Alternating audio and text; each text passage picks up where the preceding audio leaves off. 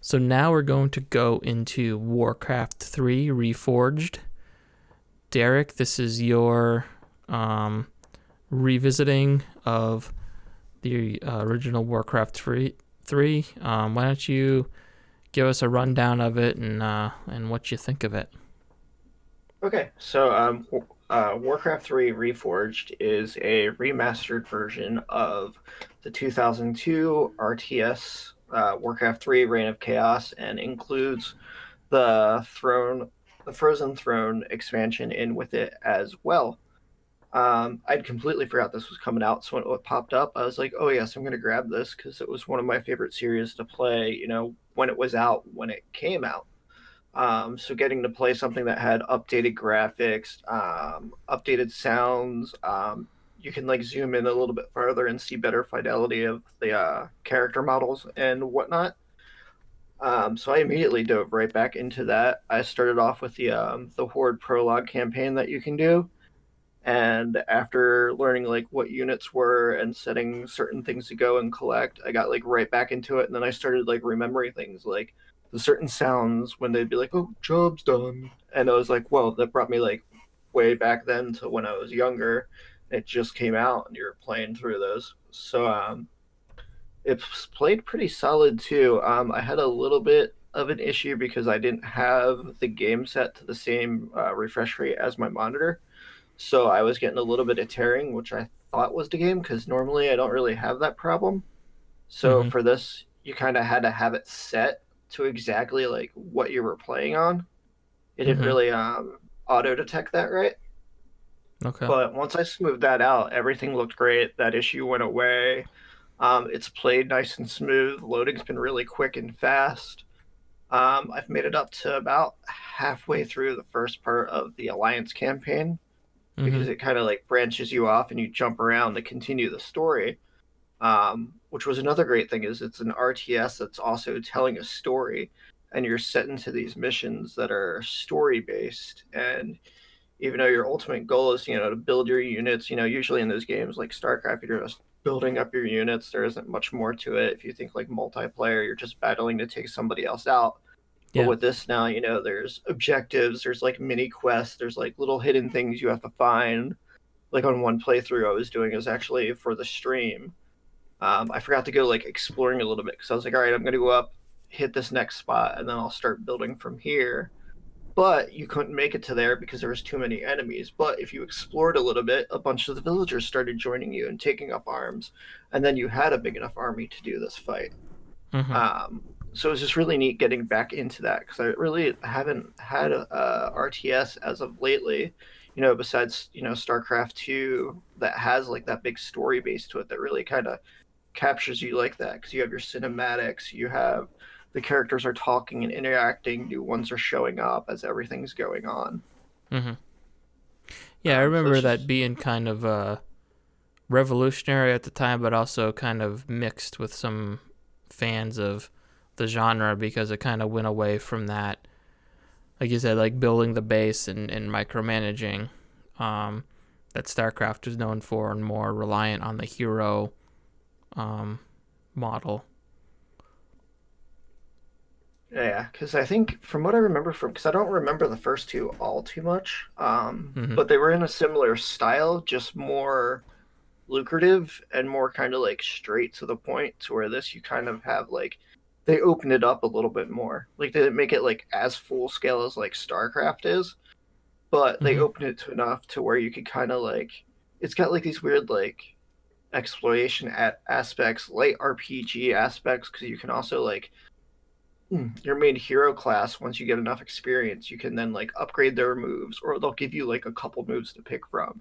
Like Mm-hmm. it's nothing crazy like having these full huge skill trees that we're used to now, but it would be like, okay, do you want a shield or do you want this attack move, Mm-hmm. what fits your play style? So with these different heroes you kind of got that option into the game, which is really different too.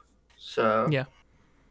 Yeah, and of course, um this is the game that um, the Defense of the Ancients mod came out of, um, and turned into the MOBA genre. Um, mhm. so that that hero element was a big factor in that too, because that was all that was. And then here we are today with like just about every game having a hero element to it. That's it's interesting that they came back to reforge this, as it were. Yeah, I kind of think that like one of the reasons they did too was with like, they recently went back and did the WoW Classic as well, Mm-hmm. which was highly successful. But this was the last game that actually led up into it transferring over to, the MMO of what we know as World of Warcraft now. Mm-hmm. So it was kind of like it was a really big shift for the company going from telling the story as an RTS to bringing it into this huge MMO. Mm-hmm. Yeah. And these are, the events of the Warcraft RTS series, everything that's led up to right before the start of where WoW takes place. Mm-hmm. Yeah. So overall, you're having a good time with it. You haven't, except Yeah, for your little refresh rate problem, and yeah, just some like little like technical things getting smoothed out. But yeah, it's been playing great. Like I said, loading times have been good. You can save all your replays if you want, which would be great for somebody that might want to make a video on it but can't quite capture it right or anything. You can like save these and then you could like just like voice over um the replays you have if you wanted to. mm-hmm. So they kind of gave it like a little bit of an updated feel with like the interface and everything. Mm-hmm. But I think overall it looks and hones in still pretty well to what I remembered of the classic version. Okay. Um, yeah, I guess uh we can't wrap this up until we talk a little bit about the controversy um surrounding it. Now, you said you weren't really following it. It just kind of popped up for you um Yeah, last minute. I had heard that they were working on it, so I was like, "Oh, cool! When it comes out, this will be a nice one to grab," because it was a game I really enjoyed, one of my favorites in the RTS genre. But I didn't really follow it because we kind of had a busy year in gaming. We've been playing a lot, doing a lot, Mm-hmm. learning a bunch of different things. So it just kind of like popped out of my mind. So I didn't follow it. I didn't know what it was supposed to be. I knew it was a remaster, but I didn't know how in depth they had promised. Mm-hmm. And it turns out that these promises did not come through. Yeah, it seems like they said it was going to be a little bit more of a substantial upgrade than what was ultimately delivered. It doesn't really sound like they had said it was going to be a total and complete remake, but they seemed to allude that it was going to be a little bit more robust than what actually ended up coming out. And so that fans were a little disappointed with that. But I guess on top of that, fans of people who had been playing the original Warcraft 3 before it had been upgraded now are kind of forced to play the new one, as opposed to being able to Yeah. going back and playing the old one. Um, I was trying to read into that some to find out because there is like an option within the game that you can click between classic mode and reforged with everything updated. I know, like, from what I was trying to read through, I guess what happened was it forced everybody with like the classic client to update to the new reforged. We'll just call it the reforged yeah, client.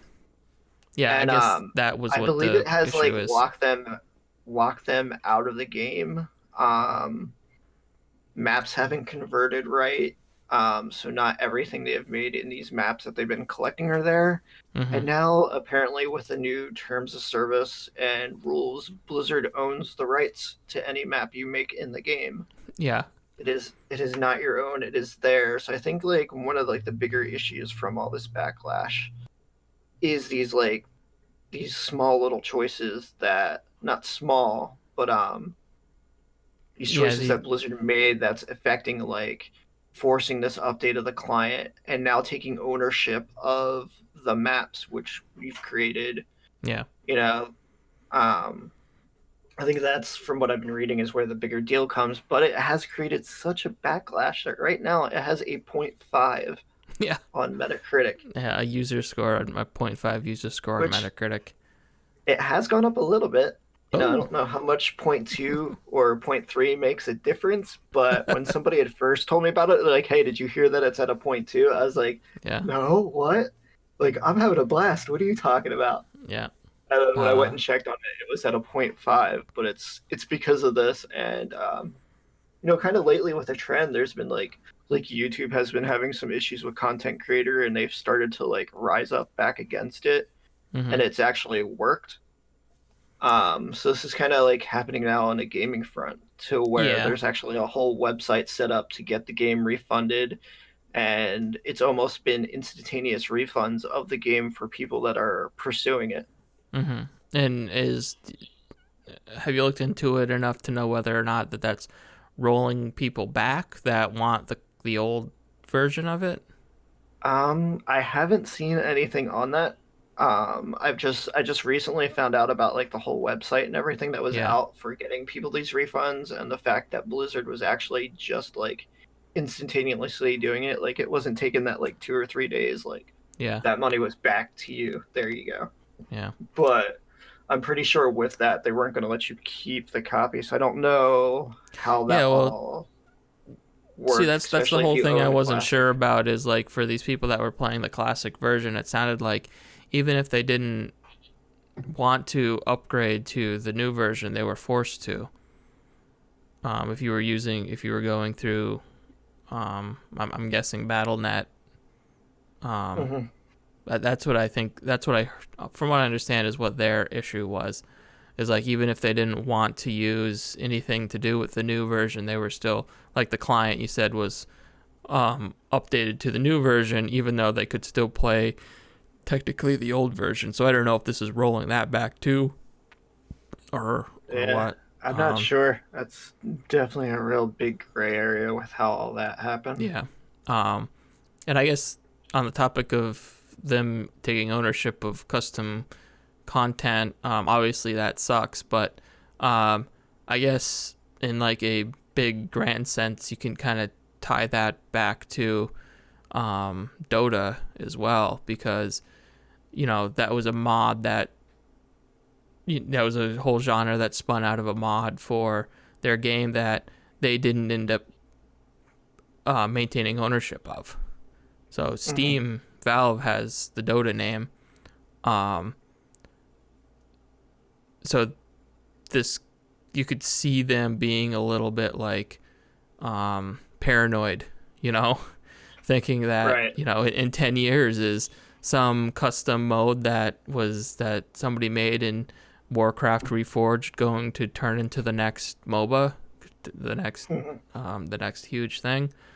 Um, so I guess you could see it from from a business standpoint why they would do that, but it just seems like kind of tone deaf to them to do that in terms of like what those custom things mean to fans and people that make them and use them and stuff like that. Yeah, Um, it's definitely something I want to read up a little bit more on too, because like for me, from my viewpoint of it, I don't totally understand like the super outcry of that. It's like, yeah, it's also their tool that they've provided to like make maps and stuff, but you only use it in this. So unless there was something like mod heavy that you could do with it to really alter it, that's for me, yeah, that's where I would see like the difference of it. yeah. I guess I don't. I also don't understand like the that subculture of it. Like why is this such a big deal other than the possibility of you not being able to be the one that makes the next Dota. I don't know if there's like people that make a living off of it somehow, or um or what the deal is. Like are there like uh Warcraft, I guess maybe it comes down to like if you wanted to like make your own version and use like keep using like an older version of the game or something like that. Like maybe they can't do that now because it forced updates because everything's online and everything like that. Um, Hmm. maybe that has something to do with it. I don't really know. But yeah, I guess there's enough people out there that are not happy about it to make the move. Yeah, I guess we'll keep an eye on this, and if there's any major developments, we'll talk about it, like maybe at the front of the show or something like that. But overall, yeah, definitely. Overall, it seems like it's an okay remaster of an old game. Maybe not like the most amazing, but fine by those kinds of standards. Just some weird stuff around the edges that a lot of people aren't really happy about. Which kind of is kind of like the opposite, I feel, of how the Age of Empires updates have gone. Like, they put out the HD versions of those Age of Empires and Age of Empires 2, and like, from what I understand, they're like pretty well liked by the community. Yeah, I haven't got to see the newest one. I had like the HD version, but now they have like the remastered version or whatever. Yeah. I haven't got to check out the newest one yet. But yeah, that was a little weird on Steam. They launched the HD version a few years ago. I played a lot of that actually. That was a pretty good version. But this is, and I did play some of this because if you have Game Pass Ultimate on PC, you get it. You can play it. But yeah, they did quite a lot to the game. Like they allow you to zoom in on your units and stuff. Not like super close or anything like that, but you can change the point of view, which can be important for like when you start making bigger cities. They overhauled the art. They obviously completely redid the online portion of it, so it's a more modern connection interface. Yeah, that's what I had read, that they did a really good job, and it was like a substantial like upgrade to the game. Yeah. And the third one, Age of Empires 3 remaster or whatever they're calling it, is going to be coming out, I think, sometime this year. Which that is a different game. That Age of Empires 3, kind of in the way that Warcraft 3 took a different route, so did AoE 3. Not quite as big of a shift than Warcraft 3, but it did change some things that I personally didn't super like, but I'm interested to go back to it when it comes out to see if, like, maybe because I just wanted another Age of Empires 2, I was a little bit harsh on it, and see how it stands up today. All right. So is there anything else you want to touch on with Warcraft before we move on? No, I think that's it. We pretty much covered it. Like I said, I have a completely different viewpoint on it because of where I was coming in. Like, oh, hey, yeah, it's here. I want to play it. Versus somebody that's been following it. So I think we covered it pretty good. Thank you for joining us on this very special episode of Voxel Viewpoint. If you'd like to hear or see more, please consider subscribing to us on your favorite podcast app, subscribing to us on YouTube, or visiting voxelvoice.com, where all of our great content comes together in one place. Also check out the Voxel Voice Facebook group, where you can join in on the discussion with a great, like-minded community.